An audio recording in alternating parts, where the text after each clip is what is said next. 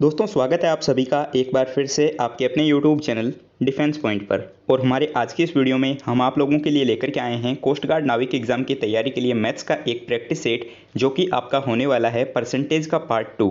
दोस्तों इस वीडियो में जो है मैं आपको 5 से 7 टाइप के क्वेश्चन करवाऊंगा जो कि आपके नाविक एग्जाम में आते हैं। ठीक है, तो वीडियो आप लोगों के लिए बहुत ज़्यादा स्पेशल होने वाला है, तो आप लोग वीडियो को पूरा देखिएगा और आप लोगों का स्कोर कितना रहता है नीचे कमेंट बॉक्स में बताना बिल्कुल भी मत भूलिएगा। दोस्तों इससे पहले का जो वीडियो है परसेंटेज का, उसकी लिंक मैंने आपको इस वीडियो के नीचे डिस्क्रिप्शन बॉक्स में प्रोवाइड करवा दी है, तो अगर आप लोगों ने अभी तक उस वीडियो को नहीं देखा है तो उसको देख लीजिएगा। लिंक जो है इस वीडियो के नीचे डिस्क्रिप्शन बॉक्स में दी गई है। ठीक है, और साथ ही ये वीडियो शुरू करने से पहले बोलना चाहूँगा कि अगर आप लोग हमारे चैनल पर पहली बार आए हैं तो चैनल को सब्सक्राइब कर लें और बेल आइकन को प्रेस कर लें ताकि आप लोगों को हमारे द्वारा दिए जाने वाले सभी लेटेस्ट अपडेट्स मिलते रहें।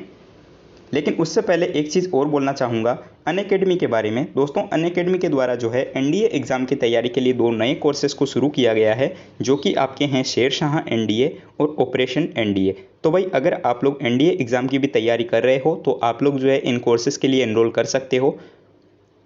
काफ़ी अच्छे कोर्सेज हैं, डिफेंस के टॉप एजुकेटर्स के द्वारा आपको यहाँ पे पढ़ाया जाएगा। इनकी लिंक्स जो है आप लोगों को हमारे इस वीडियो के नीचे डिस्क्रिप्शन बॉक्स में दी गई है। इसके लिए एनरोल करने के लिए दोस्तों सबसे पहले आप लोगों को अनअकैडमी का लर्नर ऐप को इंस्टॉल करना होगा और उसके बाद में आप लोगों को डिफेंस की कैटेगरी में कोर्स को चूज़ करना है, एनडीए, एयरफोर्स, XY और नेवी को।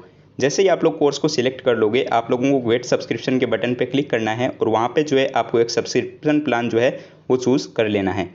जैसे ही आप लोग सब्सक्रिप्शन प्लान को चूज़ कर लेंगे आपसे पूछा जाएगा रेफरल कोड, तो वही रेफरल कोड में आप लोगों को डिफेंस पॉइंट ज़रूर से फिल कर देना है जिससे कि आप लोगों को अच्छा खासा डिस्काउंट देखने को मिल जाएगा।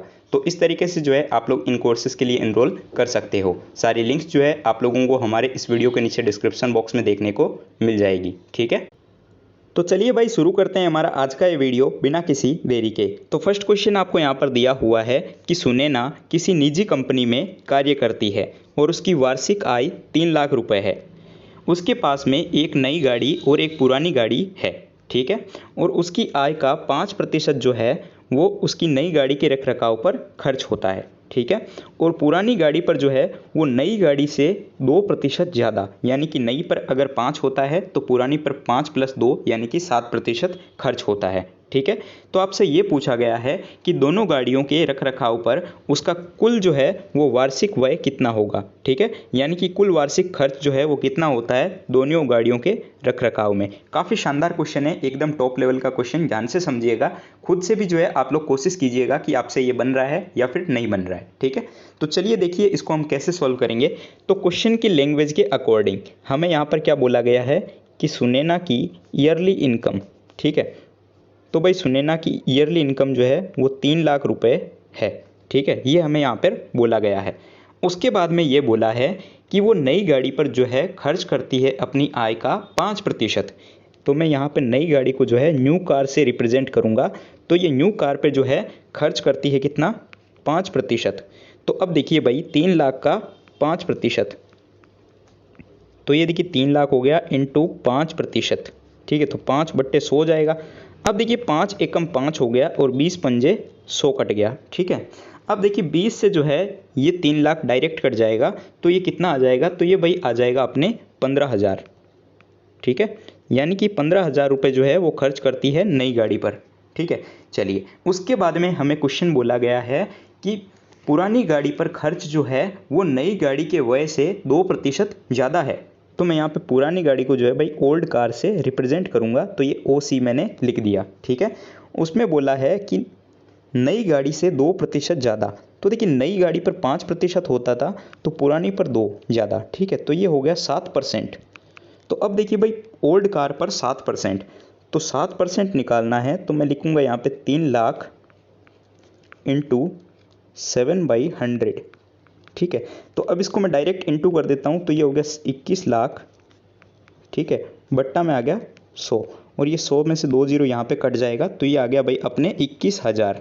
ठीक है, यानी कि नई गाड़ी पे 15,000 खर्च होता है और पुरानी गाड़ी पे 21,000। और हमें क्या पूछा गया था कि दोनों गाड़ियों के रखरखाव में कितना खर्च होता है वार्षिक। ठीक है, तो अब देखिए 21,000 प्लस 15,000 को जब मैं ऐड कर दूंगा तो मुझे मिल जाएगा कुल वार्षिक व्यय। ठीक है, तो 21,000 ठीक है प्लस 15,000, ठीक है। 21,000 और 15,000 कितना हो गया, ये भाई आपके हो गया 36,000, ठीक है। कितना, 36,000। तो करेक्ट आंसर हमारा हो जाएगा ऑप्शन नंबर सी 36,000 यानी कि 36,000। आई होप आप लोगों को समझ में आया होगा, काफ़ी अच्छा क्वेश्चन था, ठीक है, एग्जाम में आ सकता है तो ध्यान रखिएगा।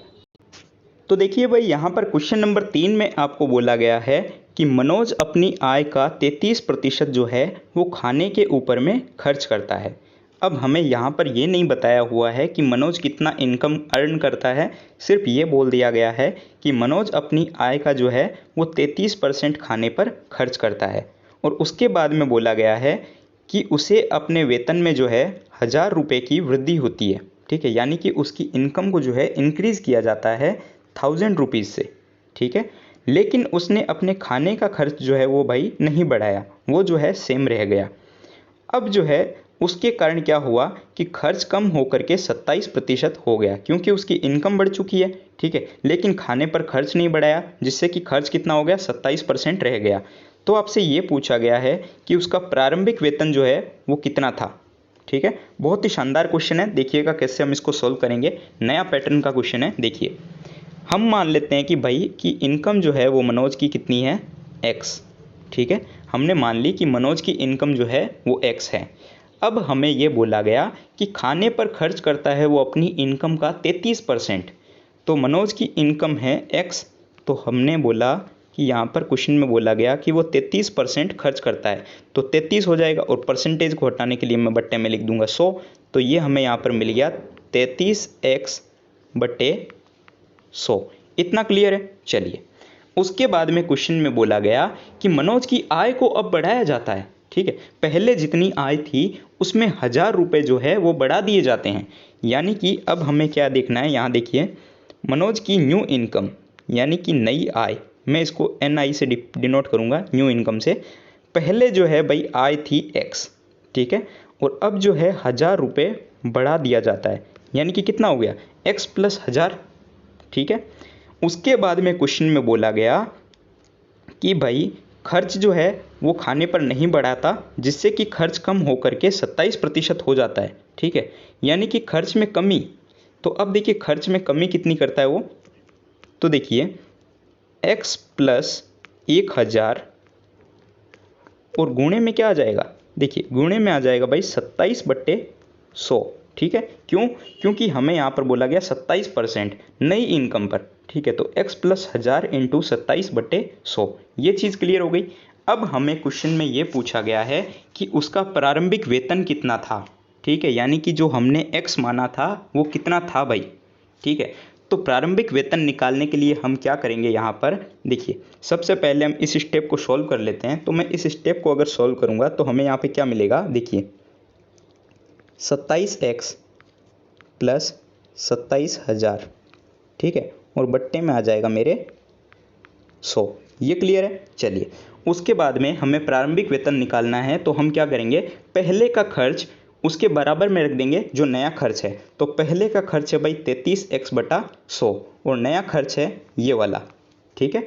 तो पहले का खर्च के बराबर में हम रख देंगे नया वाला खर्च, जिससे कि हमारी x की वैल्यू आ जाएगी और यही जो है वो उसकी प्रारंभिक वेतन हो जाएगी, ठीक है। चलिए देखिए कैसे करेंगे। तो आपको अब भाई इन दो चीज़ों से लेना देना है, ठीक है। तो चलिए मैं यहाँ पे इसको रिमूव कर देता हूँ क्योंकि जगह कम है हमारे पास में। देखिए पहले का खर्च तो 33x/100, ठीक है, और बराबर में हम रखेंगे यहाँ पर नया वाला, ठीक है। तो 27x प्लस 27,000 हो गया, ठीक है, और बट्टे में यहाँ पर था 100। अब 100 से तो कोई लेना देना ही नहीं है, ठीक है। तो ये क्या हो गया यहाँ पे 33x बराबर 27x प्लस 27,000, ठीक है। तो अब देखिए ये x वाला जो है 27x, ये जब इधर जाएगा तो ये यहाँ पे माइनस हो जाएगा, ठीक है।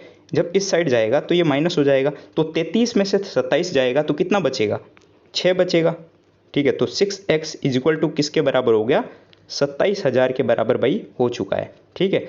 तो 6 एकम 6 और 27,000 जो है डायरेक्ट कटेगा कितनी बार में, 4500 बार में, ठीक है। तो 4500 बार में कट गया, तो x की वैल्यू हमें मिल गई 4500, ठीक है। यानी कि उसका प्रारंभिक वेतन जो है मनोज का वो है भाई 4500 रुपये, ठीक है, 4500 रुपये हो गया।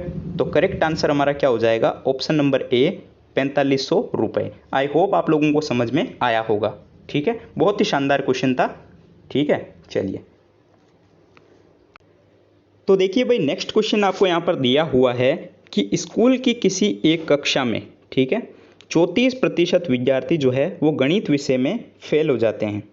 ठीक है, और उसके बाद में बोला गया है कि 42% विद्यार्थी जो है वो अंग्रेजी विषय में फेल हुए, और साथ ही 20% ऐसे स्टूडेंट हैं जो कि इंग्लिश और मैथ इन दोनों में फेल हो जाते हैं।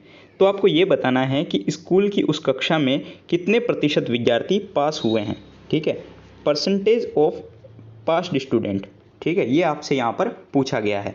दोस्तों इस टाइप का क्वेश्चन जो है ये आपके नेवी, एमआर और एयरफोर्स वाई ग्रुप एग्जाम में तो आता है, लेकिन इतना इजी क्वेश्चन जो है या फिर इस टाइप का क्वेश्चन जो है ये क्योंकि एक सिर्फ फॉर्मूले पे बेस्ड क्वेश्चन है। ठीक है, तो यहाँ पे देखिए इस टाइप का क्वेश्चन आपके नाविक एग्जाम में आए ये ज़रूरी नहीं है, लेकिन फिर भी मैं आपको करवा देता हूँ क्योंकि हम सारे टाइप्स के क्वेश्चन कवर कर रहे हैं। ठीक है, देखिए इस टाइप के क्वेश्चन को जो है भाई आप दो तरीके से बना सकते हो। चाहे तो आप जो है वेन डायग्राम के क्वेश्चन से बना सकते हो इनको। ठीक है, एक तरफ इंग्लिश मान लो, एक तरफ मैथ मान लो, और बीच में जो है उन दोनों का मान लो। ठीक है, तो इस तरीके से करके आप बना सकते हो, लेकिन मैं आप लोगों को बोलूँगा कि इस टाइप के क्वेश्चन को आप एक ईजी फॉर्मूला है उससे बनाओ, बहुत ही ईजी है। देखिए कैसे हम इसको जो है सॉल्व करेंगे। तो भाई एक फॉर्मूला होता है, देखिए अगर आप लोगों ने 11-12 साइंस से की है, मैथ से, तो आपको पता भी होगा ये फॉर्मूला। देखिए n of A union B, ठीक है, ये होता है इज इक्वल टू होता है ये n of A plus n of B और minus n of A intersection B. ठीक है, ये होता है। अब देखिए इसमें हम वैल्यू पुट करेंगे और हमें आंसर जो है मिल जाएगा। ठीक है, तो अब देखिए एन ऑफ ए यानी कि नंबर ऑफ ए, तो हम यहाँ पर भाई सबसे पहले मैथ को मान लेते हैं। ठीक है, तो मैथ का हमें नंबर दिया हुआ है 34। ठीक है, कि भाई 34% विद्यार्थी जो है वो मैथ्स में फेल होते हैं। ठीक है, उसके बाद में प्लस एन ऑफ बी यानी कि मैं मान लूँगा इंग्लिश, तो इंग्लिश में भाई कितने प्रतिशत फेल होते हैं, 42। ठीक है, और उसके बाद में फॉर्मूले के अकॉर्डिंग माइनस और n of A intersection B यानी कि दोनों में फेल होने वाले विद्यार्थी, तो दोनों में कितने परसेंट फेल होते हैं भाई, 20। ठीक है, अब देखिए इन दोनों को ऐड कर लीजिए और इसको घटा लीजिए। ठीक है, तो अब देखिए इन दोनों को मैं जब ऐड करूंगा तो मुझे मिलेगा 76, और उसमें से अगर मैं 20 रिमूव करूंगा यानी कि घटाऊंगा तो मुझे मिलेगा भाई यहाँ पे 56%। ठीक है, 56 आ गया। अब देखिए भाई हम लोग टोटल कितना मानते हैं, किसी भी परसेंटेज को हम लोग टोटल मानते हैं 100। ठीक है, 100 मानते हैं। तो अब 100 में से अगर 56 चला जाएगा तो हमें जो है मिल जाएगा उन विद्यार्थियों की संख्या जो कि पास हुए हैं। ठीक है, क्योंकि ये तो फेल हुए हैं। ठीक है, तो अब देखिए इसमें से जब हम घटाएंगे 100 में से 56 को तो हमें वो विद्यार्थी मिल जाएंगे जो कि उस कक्षा में पास हुए हैं। तो 100 में से 56 गया तो भाई सीधी सी बात है कि 44% विद्यार्थी जो है पास हुए हैं, तो 44% जो है हमारा आंसर आ जाएगा। तो इस क्वेश्चन के लिए दोस्तों करेक्ट आंसर हो जाएगा ऑप्शन नंबर डी 44%। ठीक है, काफ़ी इजी क्वेश्चन था, सिर्फ एक फॉर्मूले पे बेस्ड क्वेश्चन बनता है। ठीक है, आई होप आप लोगों को समझ में आया होगा। देखिए भाई अगला क्वेश्चन जो कि एक बहुत शानदार क्वेश्चन है, देखिएगा इस क्वेश्चन को हम कैसे सोल्व करेंगे। तो सबसे पहले देखिए क्वेश्चन की लैंग्वेज। ठीक है, कि अनीता जो है वह एक फैशन बुटीक चलाती है। ठीक है, और उसके व्यय यानी कि खर्च जो है वो निम्नलिखित हैं। उसके खर्च क्या क्या हैं वो आपको यहाँ पर बता दिए गए हैं कि भाई खरीद में 30% जो है वो दर्जी को भुगतान करती है यानी कि टेलर को पे करती है। ठीक है, 40% जो है वो यहाँ पर देखिए खरीद में 30% उसके लगते हैं। ठीक है, यानी कि उसको जो है परचेस करने में चीज़ों को 30% लगता है, और दर्जी का भुगतान करने में यानी कि टेलर को देने में 40% लगता है, और साथ ही किराया और बिजली जो है होता है यानी कि इलेक्ट्रिसिटी बिल जो है और रेंट जो है उसमें उसका 30% चला जाता है। यानी कि 3 चीज़ों के लिए 3 चीज़ें यहाँ पर 3% आपको दिए गए हैं। यदि उसका कुल व्यय 50,000 हो, ठीक है, 50,000 प्रति माह बोला गया है। ठीक है, तो दर्जी का भुगतान करने के लिए उसे कितना धन व्यय करना होगा, ये आपसे यहाँ पर पूछा गया है। तो देखिए भाई बहुत ही शानदार क्वेश्चन है, कैसे इसको सॉल्व करेंगे देखिए। ठीक है, तो क्वेश्चन की लैंग्वेज के अकॉर्डिंग हमें यहाँ पर क्या क्या बोला गया है, देखिएगा कि खरीद, उसकी खरीद जो है वो 30% है भाई। ठीक है। उसके बाद में बोला गया कि भाई दर्जी यानी कि टेलर को वो भुगतान करती है 40% का, तो ये हो गया 40% प्लस बिजली किराया यानी कि इलेक्ट्रिसिटी और रेंट जो है उसमें उसका लग जाता है 30%। ठीक है, तो ये टोटल जो है भाई कितना हो गया, तो टोटल हो गया 100%। ठीक है, टोटल कितना हो गया 100%। अब देखिए 100% की वैल्यू यहाँ पर रुपयों में आपको क्या दे दी गई है कि उसका कुल व्यय जो है वो 50,000 रुपये प्रति माह है, यानी कि इन 100% की वैल्यू जो है वो 50,000 के बराबर है। तो यहाँ पर मैं क्या करूँगा, देखिए 100% की वैल्यू हमें यहाँ पर बोला गया है किसके बराबर है, 50,000 के। ठीक है, तो भाई ये 50,000 के बराबर मैंने कर दिया। तो अब यहाँ से भाई एक की वैल्यू आ सकती है, यानी कि 1% की वैल्यू जो है वो कितनी आ गई, तो 1% की वैल्यू हमें मिल गई 500 रुपये। ठीक है, कितनी मिल गई, 1% की वैल्यू मिल गई 500 रुपये। अब देखिए हमें क्वेश्चन में पूछा गया कि दर्जी को भुगतान करने के लिए वो कितना धन जो है वो खर्च करती है अपना। ठीक है, तो दर्जी को वो कितना परसेंट देती है भाई, तो देखिए यहाँ पर क्वेश्चन के अकॉर्डिंग वो दर्जी को यानी कि टेलर को भुगतान करती है 40%। ठीक है, क्योंकि 30% वो खरीद पर करती है और 30% जो है वो रेंट और बिजली पे करती है, लेकिन 40% जो है वो टेलर को देती है। अब 1% की वैल्यू अगर 500 है तो 40% की वैल्यू जो है हम इजीली निकाल सकते हैं। ठीक है, तो 40%, तो 40 और परसेंटेज 1% की वैल्यू 500 थी, तो 40 की निकालने के लिए हम क्या करेंगे, 500 से इसको मल्टीप्लाई कर देंगे। ठीक है, तो अब जब मैं इसको इंटू करूँगा तो मुझे मिल जाएगा भाई 20,000 यानी कि 20,000 रुपये। ठीक है, तो 20,000 रुपये जो है अनीता हर महीने टेलर को देती है। ठीक है, दर्जी को यानी कि भुगतान करती है। ठीक है, तो इसी तरीके से अगर आप लोगों से किसी और का भी पूछ लिया जाए, यानी कि अगर ये पूछ लिया जाए कि भाई किराए और बिजली में कितना देती है, तो आप लोग इजीली निकाल सकते हो। 30 के साथ में जो है आपको 500 को इंटू कर देना है, क्योंकि 1% की वैल्यू यहाँ पर है 500। ठीक है, बहुत ही ईजी क्वेश्चन था, लेकिन अगर क्वेश्चन की लैंग्वेज समझ आ जाती है तो क्वेश्चन ईजी लगता है, लेकिन अगर क्वेश्चन की लैंग्वेज ही समझ नहीं आए तो फिर हम लोगों से क्वेश्चन नहीं बन पाता है। तो सबसे पहले ट्राई किया कीजिए आप क्वेश्चन की लैंग्वेज को समझने का। ठीक है, तो आई होप आप लोगों को ये क्लियर हो गया होगा। चलिए देखिए भाई, यहाँ पर अगला क्वेश्चन आपको दिया हुआ है कि यदि आयत की लंबाई, ठीक है, यानी कि एक रेक्टेंगल है, उसकी लेंथ को जो है वो बढ़ाया जाता है 15% से, यानी कि इंक्रीज्ड बाई 15%, और चौड़ाई को जो है वो 20% से घटाया जाता है, यानी कि उसकी ब्रिज जो है उसको डिक्रीज़ किया जाता है 20% से। तो आपसे ये पूछा गया है कि आयत के क्षेत्रफल में जो है भाई कितना परिवर्तन आएगा, ये यहाँ पे आपसे पूछ लिया गया है।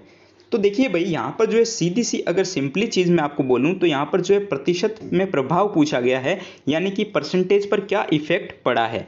ठीक है, तो इसके बारे में जो है मैंने आपको लास्ट वीडियो में भी, जो परसेंटेज का वीडियो था उसमें भी बताया था कि प्रतिशत पर प्रभाव अगर आपसे पूछा जाए तो हम यहाँ पर एक फॉर्मूले का यूज़ करते हैं डायरेक्ट। जब भी आपसे क्वेश्चन में इस टाइप की लैंग्वेज पूछ ली जाए कि परसेंटेज पर क्या प्रभाव पड़ेगा, यहाँ पर देखिए क्षेत्रफल तो बस नाम का है, लेकिन यहाँ पर परसेंटेज पर जो है प्रभाव पड़ रहा है। ठीक है, तो यहाँ पर जो है हम एक फॉर्मूला यूज़ करते हैं, और वो फॉर्मूला क्या होता है, देखिए लंबाई में वृद्धि, ठीक है, लंबाई में वृद्धि माइनस चौड़ाई में कमी। ठीक है, ये यहाँ पर मैं इस क्वेश्चन के अकॉर्डिंग बता रहा हूँ। देखिए लंबाई में वृद्धि माइनस चौड़ाई में कमी माइनस लंबाई में वृद्धि, ठीक है, इनटू चौड़ाई में कमी, ठीक है, और बट्टा में 100। ये जो है हम यहाँ पर फॉर्मूला यूज़ करते हैं। ठीक है भाई, ये फॉर्मूले में जो है अगर हम वैल्यू पुट कर दें तो हमें जो है इस क्वेश्चन का आंसर यहीं पे मिल जाएगा। ठीक है, तो यहाँ पर हमें क्या पूछा गया था, क्षेत्रफल पर प्रभाव। ठीक है, यानी कि एरिया पर इफेक्ट क्या पड़ा है। ठीक है, तो मैं यहाँ पर इसको सीधा सा ए ही लिख देता हूँ। देखिए अब हमें यहाँ पर बोला गया लंबाई में वृद्धि, फॉर्मूले के अकॉर्डिंग वैल्यू पुट करनी है भाई। ठीक है, तो लंबाई में वृद्धि कितना बोला गया, यहाँ पर 15 बोला जाता है। ठीक है, और चौड़ाई में कमी तो -20 हो गया। ठीक है, क्योंकि चौड़ाई 20 बोली गई थी। उसके बाद में फिर माइनस आएगा यहाँ पे। उसके बाद में बोला गया था कि भाई लंबाई में वृद्धि, यानी कि ये 15 हो जाएगा, और इनटू चौड़ाई में कमी तो 20 हो जाएगा, और बट्टे में 100। ये हो गया भाई यहाँ पे। अब देखिए ये यहाँ पर प्लस का 15 है और यहाँ पर माइनस का 20 है, तो यहाँ पर भाई कितना आ जाएगा, -5। ठीक है। और ये यहाँ पे हो जाएगा माइनस, और 15 को इससे मैं 20 से इंटू कर दूंगा तो ये मुझे मिल जाएगा 300, और ये बट्टा में आ जाएगा 100। ठीक है। अब देखिए ये 2 जीरो से ये 2 जीरो यहाँ पर कैंसिल हो जाएगा। ठीक है। तो यहाँ पर देखिए माइनस का 5 और माइनस का 3 जो है ये बच जाएगा। तो ये कितना हो जाएगा यहाँ पर -8, -8 आ चुका है। ठीक है। और ये जो माइनस होता है ये क्या डिनोट करता है, ये माइनस जो है वो कमी को डिनोट करता है। ठीक है। यानी कि कमी को प्रदर्शित करता है। तो 8% की कमी होगी भाई। ठीक है। तो 8% की कमी, तो देखिए ऑप्शन नंबर सी यहाँ पर जो है ऑप्शन नंबर बी हो गई है। देखिए ऑप्शन नंबर बी में आपको दे रखा है कि 8% कमी, तो इस क्वेश्चन के लिए हमारा करेक्ट आंसर हो जाएगा ऑप्शन नंबर बी, 8% की कमी। ठीक है। क्योंकि माइनस आया है तो माइनस जो कि प्रदर्शित करता है कमी को। ठीक है। ये चीज़ क्लियर है। बस एक सीधे से फॉर्मूले के ऊपर बेस्ड क्वेश्चन था। ठीक है। और इस टाइप का क्वेश्चन आ भी सकता है तो काफ़ी इंपॉर्टेंट हो जाता है, ध्यान से रखिएगा। ठीक है। चलिए,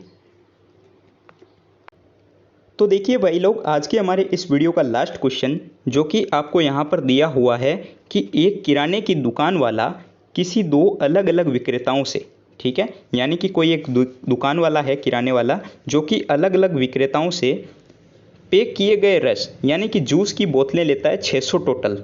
ठीक है। उसने जो है 20% माल जो है वो पहले विक्रेता से लिया है और 80% माल जो है वो दूसरे विक्रेता से लिया है। यानी कि भाई समझ लीजिए कि कोई किराने वाला है जो कि जूस की 600 बोतलें लेता है और वो जो बोतलें हैं उसमें से 20% बोतलें एक दूसरे के विक्रेता से लेता है और 80% जो है वो दूसरे से लेता है। ठीक है। और यहाँ पर जो है बोतल की क्रय मूल्य यानी कि बोतल का जो कॉस्ट प्राइस है वो 25 रुपये है। ठीक है। दोनों जगह पे, पहले वाले पर भी और दूसरे वाले पर भी। ठीक है। अब ये जो है वो पाता है कि विक्रेता जो है वो दूसरे माल की समीक्षा करने पर दुकानदार को ये पता चलता है कि 25% माल जो है वो ख़राब है। यानी कि उसने जो दूसरे विक्रेता था जहाँ से 80% माल लिया था उसमें से वो पाता है कि 25% माल जो है भाई वो ख़राब है। ठीक है। तो वो माल को जो है वापस लौटाने का फैसला करता है। ठीक है। तो अब ये पूछा गया है कि विक्रेता दो जो है उसको कितना धन जो है वापस करेगा, यानी कि कितना परसेंट जो है, यानी नहीं सॉरी कितने रुपए जो है उसको वापस लौटाएगा। ठीक है। क्वेश्चन को एक बार फिर से समझिए, मैं आपको एक तरीके से बढ़िया से समझाने की कोशिश करूंगा। देखिए कि भाई कोई भी एक किराने की दुकान वाला है। ठीक है। अब उसको भाई 600 बोतलें जूस चाहिए तो वो क्या करेगा, बाजार जाएगा। वहाँ पर जा कर के उसने ये डिसाइड किया, ठीक है, कि भाई दो जगह से वो लेगा बोतलें। ठीक है। तो पहली जगह से वो भाई 20% लेता है। ठीक है। और दूसरी जगह से भाई वो 80% लेता है। ठीक है। ये चीज़ क्लियर है। उसके बाद में देखिए बोतल का जो क्रय मूल्य है यानी कि कॉस्ट प्राइस जो है वो दोनों जगह पे सेम थी। यानी कि अगर पहले वाले के जगह पे वहाँ पे वो 25 रुपये पर बोतल खरीदता था तो दूसरे के जगह भी वहाँ पर भाई 25 रुपये पर बोतल ही उसने खरीदी। ठीक है। जब वो घर आया तब उसको ये पता चला कि जहाँ से दूसरे विक्रेता से उसने माल खरीदा यानी कि जो 80% माल खरीदा था, ठीक है, 80% माल जो खरीदा था उसमें से 25% माल जो है भाई वो ख़राब है। ठीक है। यानी कि उसको वो यूज़ नहीं कर सकता तो उसको वापस लौटाएगा। ठीक है। तो उसको वापस लौटाने से जो विक्रेता दो जो है वो उसको वापस कितने रुपए देगा ये आपको यहाँ से बताना है। काफ़ी इंटरेस्टिंग क्वेश्चन है, बहुत शानदार लेवल का क्वेश्चन है, ध्यान से देखिएगा। ठीक है। देखिए इसको हम यहाँ पर कैसे सॉल्व करेंगे, तो क्वेश्चन की लैंग्वेज के अकॉर्डिंग टोटल नंबर ऑफ बोतल यानी कि मैं इसको TB से रिप्रेजेंट कर लेता हूँ, तो हमें यहाँ पर बोला गया 600 है भाई। ठीक है। उसके बाद में बोला गया कि कॉस्ट प्राइस जो है यानी कि क्रय मूल्य बोतल का वो कितना है, 25 रुपये है, ये बोल दिया गया। ठीक है। तो हमें जो है यहाँ पर 600 तो बोल दिया गया बोतलें हैं और उसके बाद में कॉस्ट प्राइस जो है वो बोल दिया गया था 25 रुपये है। ठीक है। अब देखिए विक्रेता 1, ठीक है, तो पहला विक्रेता जो है यहाँ पर देखिएगा, ये मैंने विक्रेता 1 लिख लिया है। यहाँ से जो है वो कितना लेता है, 20% लेता है, यानी कि 600 का 20%, तो 600 इंटू 20 बट्टा में आ जाएगा परसेंटेज हटाने से 100। ये 2 जीरो से 2 जीरो कट जाएगा और ये कितना हो जाएगा यहाँ पर 120। ठीक है। ये 120 हो गया भाई। चलिए यहाँ पर विक्रेता 1 का काम ख़त्म हो जाता है। अब देखिए विक्रेता 2, ठीक है, तो जो वेंडर है सेकंड वाला, ठीक है, तो यहाँ से जो है भाई उसने कितना परसेंट खरीदा, तो उसने 600 बोतलों में से जो 80% था वो उसने सेकंड नंबर जो वेंडर था उससे ख़रीदा, ठीक है। तो ये 2 जीरो से 2 जीरो कट गया और ये 6 इंटू 48 हो गया, तो ये कितना हो गया 480, ठीक है। यानी कि 120 बोतलें जो है भाई उसने पहले वेंडर से ख़रीदी थी और 480 बोतलें जो है उसने सेकंड वेंडर से ख़रीदी थी। अब वो क्या पाता है कि जहाँ से उसने सेकंड वेंडर से जितनी भी बोतलें खरीदी उसमें से भाई 25% भाई ख़राब है, ठीक है। तो 480 का 25%, ठीक है। तो अब हमें जो सारा खेल खेलना है वो 480 के ऊपर खेलना है, ठीक है। तो जगह कम है तो यहाँ से मैं रिमूव कर देता हूँ। देखिए विक्रेता 2 जो था, ठीक है, तो वहाँ से जो भाई उसने 480 बोतलें खरीदी, ठीक है। चलिए अब देखिए उसने पाया कि उसने जो 480 बोतलें खरीदी उसमें 75% बोतलें तो ठीक है और वो रख भी लेगा, लेकिन 25% बोतलें जो है वो ख़राब है, ठीक है। यानी कि माल ख़राब है तो वापस लौटाएगा तो उसको दुकानदार कितना पैसा देगा वापस, ये आपको यहाँ से मिल जाएगा, ठीक है। तो अब देखिए भाई 25%, ठीक है, तो 480 का 25% यानी कि 120 बोतल, ठीक है। तो बोतल का नंबर हमें मिल गया कि कितनी बोतल वापस लौटाएगा वो 120 बोतल जो है वो वापस वहाँ पे लौटाएगा दुकानदार विक्रेता नंबर 2 को, ठीक है। तो एक बोतल का हमें प्राइस बताया गया था कि एक बोतल का प्राइस जो है वो 25 रुपये है, तो 120 बोतल वापस रिटर्न करेगा तो हमें जो है नंबर मिल जाएगा, ठीक है, यानी कि अमाउंट मिल जाएगा। तो अब देखिए 120 गुणे कर दूंगा मैं एक बोतल की प्राइस से, ठीक है, तो ये 25 हो जाएगा। तो 120 गुणे 25, क्योंकि 120 बोतलें ख़राब है यानी कि 25%। तो यहाँ पर देखिए एक बोतल का प्राइस था 25, ये चीज़ क्लियर है। अब देखिए इसको जब मैं गुणा करूँगा तो मुझे मिल जाएगा 3000, यानी कि 3000 रुपये जो है उसको वेंडर नंबर 2 यानी कि विक्रेता नंबर 2 जो है वो वापस करेगा दुकानदार को, ठीक है। चलिए ये चीज़ क्लियर हो गई, यानी कि हमारा करेक्ट आंसर हो जाएगा ऑप्शन नंबर बी 3000, ठीक है। तो 3000 रुपये जो है भाई इसको वापस मिल जाएंगे। तो इस क्वेश्चन के लिए हमारा करेक्ट आंसर हो जाएगा option number B 3000। I hope आप लोगों को समझ में आया होगा। काफ़ी अच्छा क्वेश्चन था, आने के पूरे चांसेस बनते हैं, तो भाई ध्यान से देखिएगा। और देखिए परसेंटेज की जो है मैंने आपको 7 से 8 टाइप के क्वेश्चन करवा दिए हैं दोनों वीडियोस को मिला करके, तो आप लोग भाई जो है इनकी प्रैक्टिस कीजिए, ठीक है। इसके अलावा मैं आप लोगों को जो है टेलीग्राम पर जो है क्विज़ करवा करके प्रैक्टिस करवा दूंगा, ठीक है। तो आप लोग जो है भाई खुद से भी प्रैक्टिस किया कीजिए, ठीक है। तो मैथ्स जो है ऐसे नहीं होती है, आपको ज़्यादा से ज़्यादा खुद से प्रैक्टिस करनी पड़ती है, ठीक है। इसके अलावा जो भी अब 2-3 टाइप के क्वेश्चन बचते हैं, चाहे वो आपका इलेक्शन वाला हो चाहे स्कूल वाला हो, ठीक है, वो मैं आपको नेक्स्ट वीडियो में कवर करवा दूंगा, जिससे कि परसेंटेज चैप्टर यहाँ पे एंड हो जाता है, ठीक है। अब आपको मैथ्स की क्लासेस जो है वो रेगुलर मिलनी शुरू हो जाएगी, क्योंकि हमारे यहाँ पे नेटवर्क का इशू था, अब वाईफाई लग चुकी है, सारे इशू सॉल्व हो चुके हैं, ठीक है ना भाई। चलिए आई होप आपको वीडियो पसंद आया होगा, तो वीडियो को लाइक कीजिएगा, दोस्तों चैनल पर नए हो तो सब्सक्राइब कीजिएगा चैनल को, और दोस्तों के साथ में शेयर करना बिल्कुल भी मत भूलिएगा, और वीडियो को लाइक करना बिल्कुल भी मत भूलिएगा भाई, ठीक है। थोड़ा सपोर्ट किया कीजिए, ठीक है। मिलते हैं नेक्स्ट वीडियो में, तब तक के लिए जय हिंद दोस्तों।